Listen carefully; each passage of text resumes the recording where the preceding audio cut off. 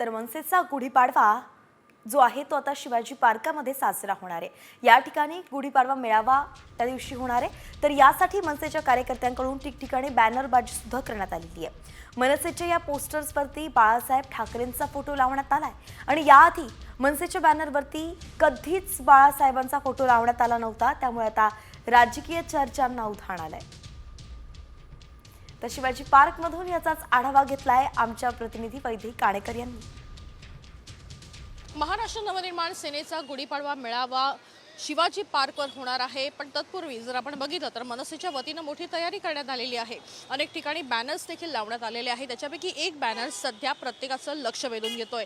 तो बॅनर आपण बघतोय की या ठिकाणी कॉमस्कोर नुसार आता isakal.com आहे देशातील नंबर 1 ची मराठी न्यूज वेबसाईट। प्रत्येक अपडेटसाठी isakal.com ला नक्की भेट द्या।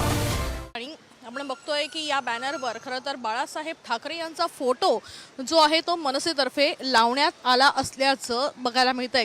याच्या आधी देखील मनसेचे अनेक कार्यक्रम झाले, अनेक मेळावे झाले, मात्र कुठल्याही मेळाव्याच्या बॅनरमध्ये किंवा कार्यक्रमाच्या बॅनरमध्ये अशा संदर्भात बाळासाहेब ठाकरे यांचे फोटो कधी लावण्यात आले नव्हते।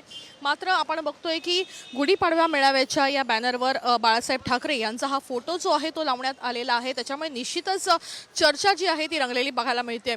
आपण बघतोय की वर प्रबोधनकार ठाकरे आहे, बाळासाहेब ठाकरे आहेत, राज ठाकरे आहेत, अमित ठाकरे आहेत, या सगळ्यांचे फोटो लावण्यात आलेले आहेत। पहिल्यांदाच अशा पद्धतीनं बाळासाहेब ठाकरे यांचा फोटो जो आहे तो मनसेच्या बॅनरवर अशा पद्धतीनं मेळाव्याच्या वतीनं जे आहे ते देण्यात आले असल्याचं पाहायला मिळतंय।